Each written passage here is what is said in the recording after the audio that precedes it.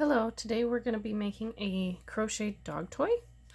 I usually do not make dog toys out of crochet, simply because most of them don't hold up very well to heavy chewers. However, I had a request for a couple to be made for a friend's dog who likes to just carry around the crocheted projects that they have sitting around. So, we're going to start. Basically, you end up making two of these, and then once it's done, you take the tail from one of them and stitch them together so that you don't have any large gaps on the end for stuffing to come out of. So this is the first half already done and stuffed with some polyfill fiber stuffing. So I'm going to set that over there. To begin, we're going to do a magic circle. So you wrap the string around, put your hook in, take a string, come through here. And this is done all with single crochets through the whole entire project. So chaining up one, we're going to do 6 single crochets into this magic circle.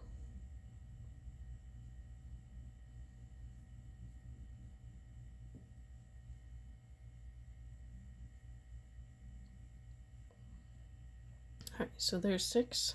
We're going to cinch down our magic circle, also known as a magic ring, in case you were wondering what the difference was. It's the same thing, just a different name for it. And when I get to this point, I usually count back from my hook to figure out where the first one was. So we have 1, 2, 3, 4, 5, 6. And we're going to slip stitch into that first stitch to draw those two ends together.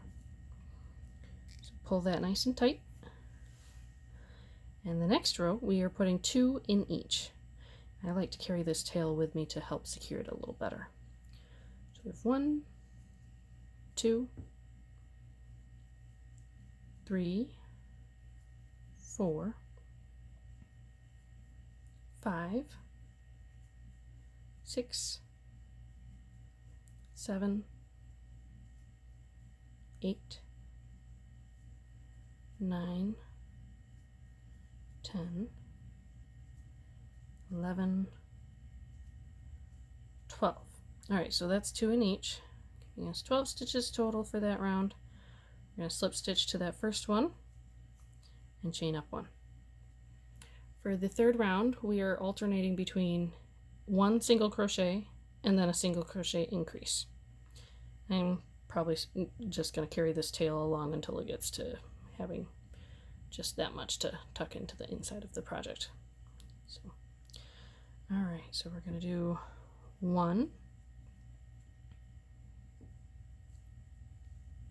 2 and 3, 4, 5 and 6, 7, 8 and 9, 10, 11 and 12,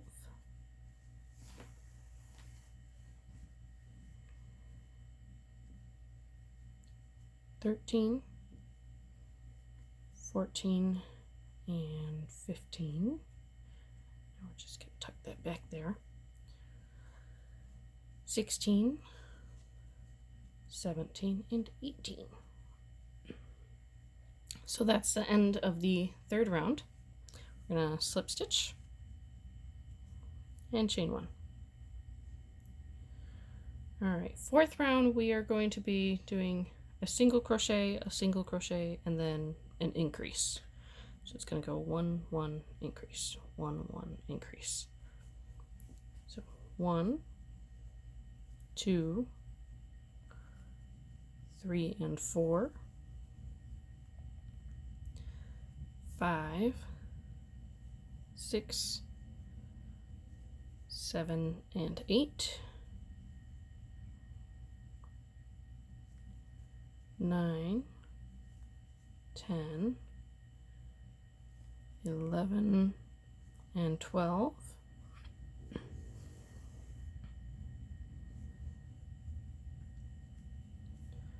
13, 14, 15 and 16, 17, 18, 19, and 20, 21, 22, 23, and 24.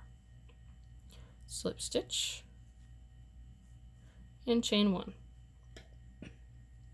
For round 5, we are going to be putting a single crochet, single crochet, single crochet, and then an increase on that 4th stitch. So 1, 2, 3, 4, and 5.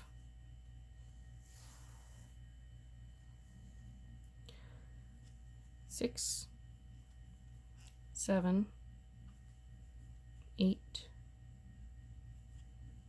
9, and 10, 11, 12, 13, 14, and 15, 16, 17, 18,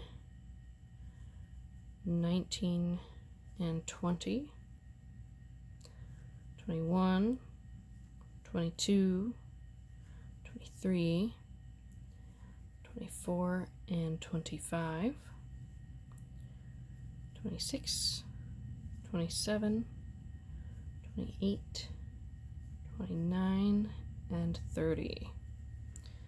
Slip stitch and then chain up. All right, row 6 is actually our last row of increases. Let's fix it. We're going to be doing 4 single crochets and then an increase.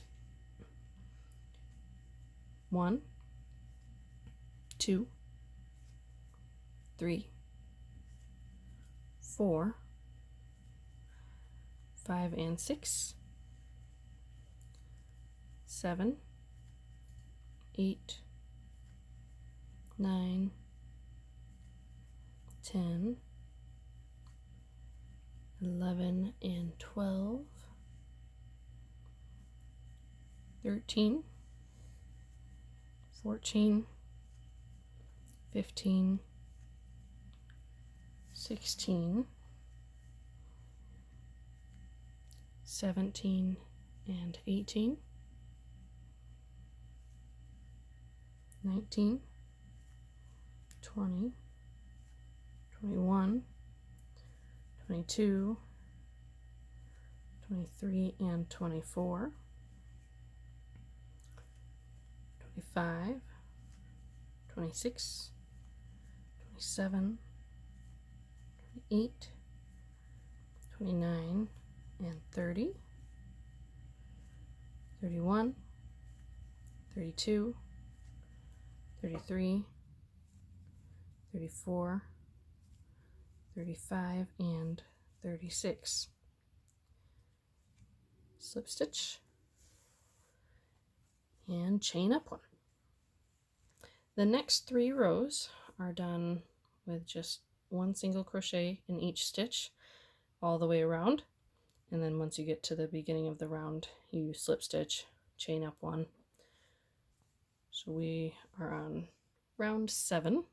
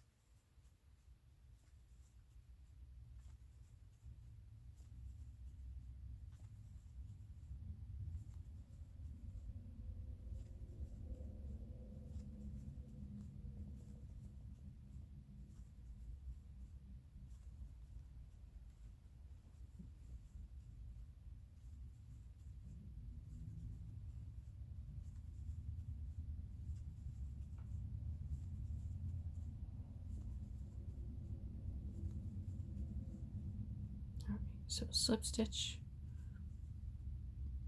chain up 1. We are now going to start round 8.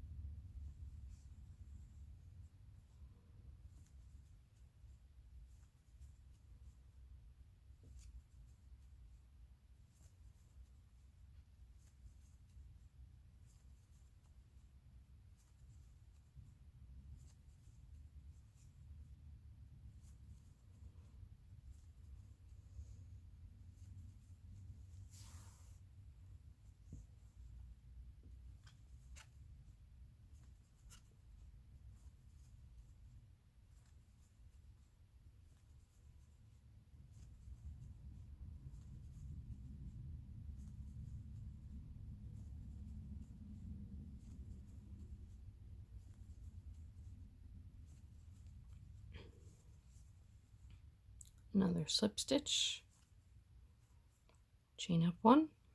And now we are on round 9, which is the last round of just 1 in each.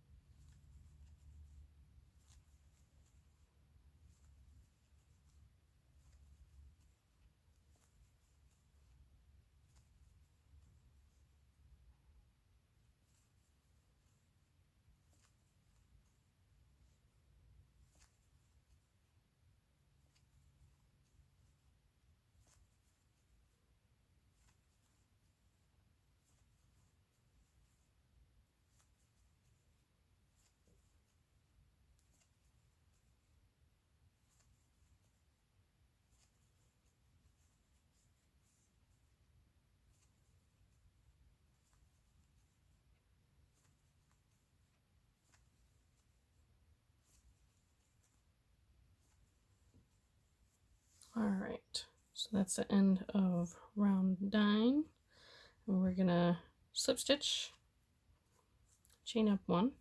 Now we're gonna go into decreasing rounds. So as you can see on this one, we got to about here with our increases, then we did 1 in each for 3 rows, and now we're starting the decreases. So we're gonna go through and we're gonna do 4 single crochets and then a single crochet decrease. 1, 2, 3, 4, 5th is decrease, 6, 7, 8, 9, 10th is a decrease, 11, 12, 13, 14, 15th is a decrease, 16, 17, 18, 19, 20th is a decrease, 21, 22, 23, 24, 25th is a decrease, 26, 27, 28, 29, and our 30th is another decrease. Slip stitch, chain up. All right, the next row we are doing 3 single crochets and then a decrease on the 4th. 1, 2, 3, 4th is a decrease, 5, 6, 7, 8th is a decrease, 9, 10, 11, 12th is a decrease, 13, 14, 15, 16th is a decrease, 17, 18, 19, 20th is a decrease, 21, 22, 23, 24th is a decrease. Slip stitch, chain up. This next row we're going to be doing 2 single crochets and then our decrease. 1, 2, 3rd is decrease, 4, 5, 6th is a decrease,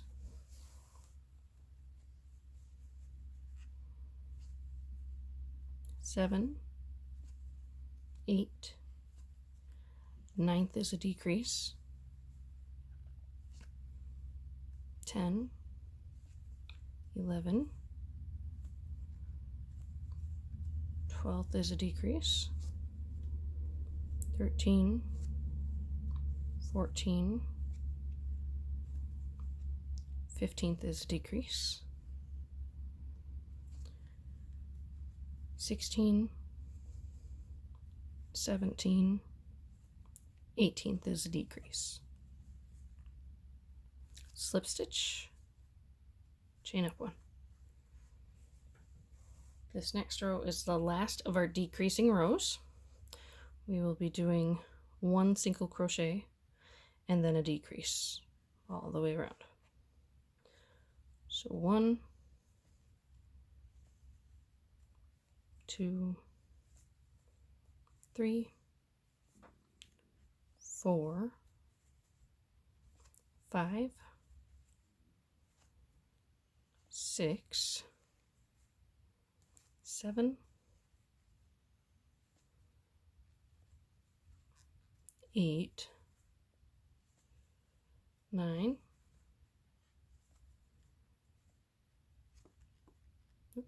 10,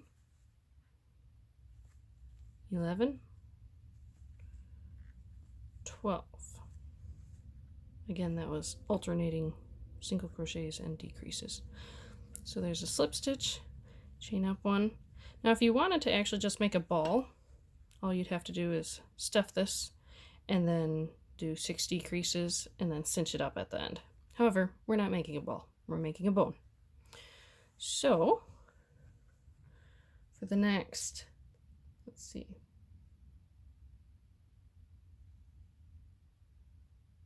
six rows, I believe, we'll be doing 1 in each. Right now we've just finished row 13. We will be doing 14 through 19 as 1 single crochet in each with a slip stitch at the end of each of the rounds. So we have 1, 2, 3, 4, 5, 6, 7, 8,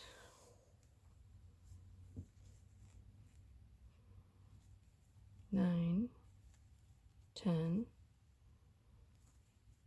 11, 12. Slip stitch, chain 1. 1, 2, 3, 4, 5, 6, 7, 8,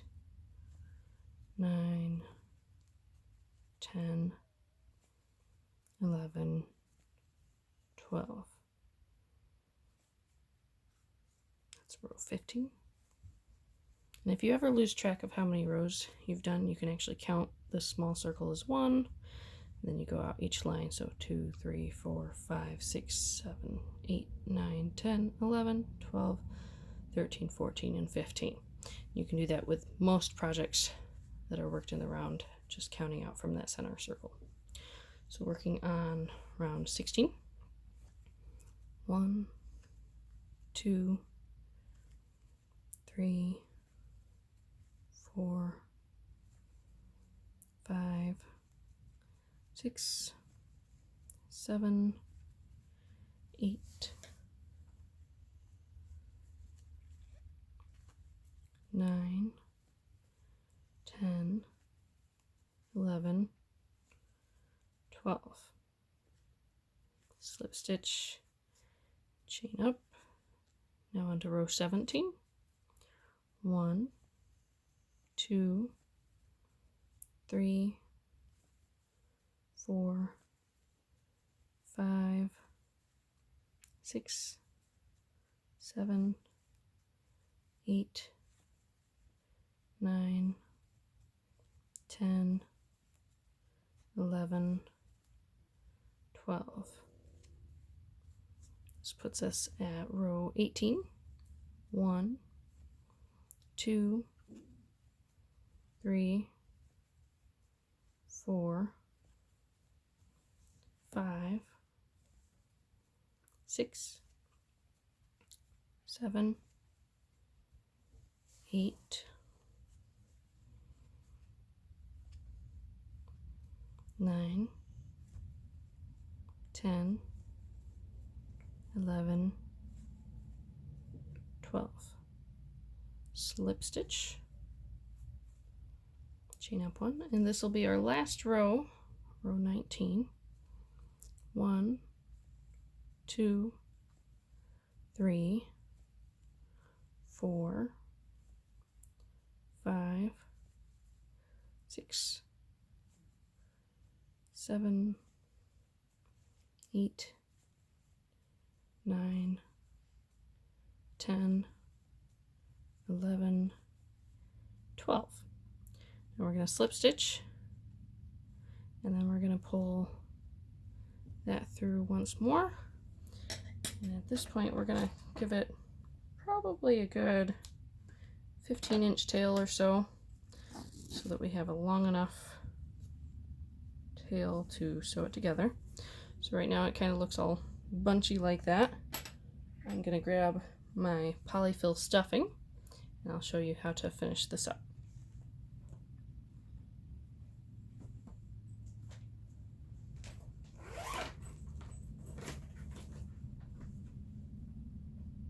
So here's our polyfill stuffing.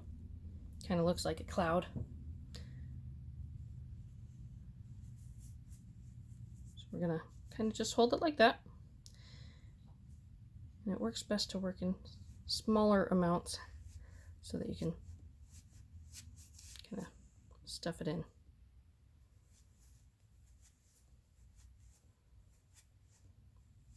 Most of these bags of the polyfill stuffing will actually come with a little wooden stick. It looks like a chopstick actually, but they include that specifically so that you can add stuffing to projects similar to this where you don't have a very large opening to work with. So you can also use that if you'd prefer. This one is just barely big enough that we can still just stuff it more traditionally. I'm going to save just a little handful there. I'll show you why in a minute. So right now if you look at it, it has some squish to it, but it actually holds its form pretty well. I'm going to take this and just kind of roll it a little so that it gets more of a cylindrical shape to it. Makes it easier so that when you're trying to have it fill this little post right here, it'll be approximately the right shape and not be in the way while you're sewing it up. So there's that. Now here I have a yarn needle. There are some that have more of a point to this one. Or, sorry, point to them. This one, however, is a little bit more blunt, which works really well if you're working into the stitches and around them. If you are going to be sewing something on and actually having to stitch into the fibers of the project, then you might want something pointier. This one works really well for putting projects like this together. So we're gonna tuck those together. And then I like to match up their little tail spots. We're just gonna go in this side and out that side. Holding these is a little bit odd until they actually get put together a little bit more. So we've got that.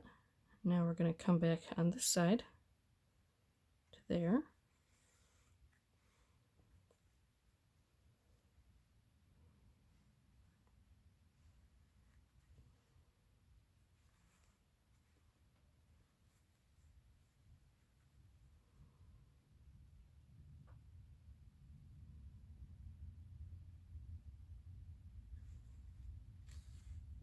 And I try not to catch too many fibers around each stitch just because it makes it look a little messier. But if you snag a little bit here or there, it's not going to hurt anything.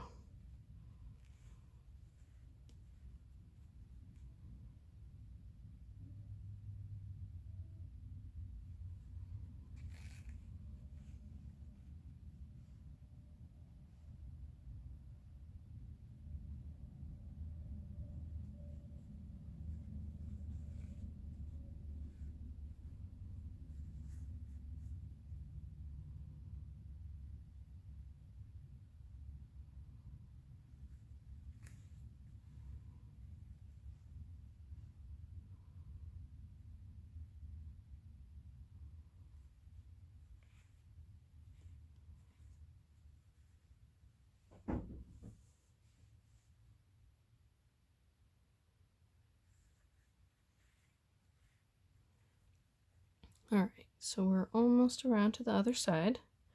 You can see just a little bit of the tail from this teal one poking out there, so we're just going to make sure that that gets pushed towards the inside of the project there. We're going to finish up this last stitch. And then all that we do here is you might want to look around, make sure that there's no pieces sticking out or anything. And then I cinch it down a little, but be careful not to cinch it down too much, otherwise you'll have a really odd dip in the center. And then what we're going to do is we're just going to end off the sewing piece with a little knot here. So I pull that side down, and then I repeat this little weaving process a couple times. And it seems to hold very well for pretty much any of the projects that I do, whether it's crochet or sewing. So we've got it like that. We're just gonna tuck our needle in here, pop it out on the other side somewhere.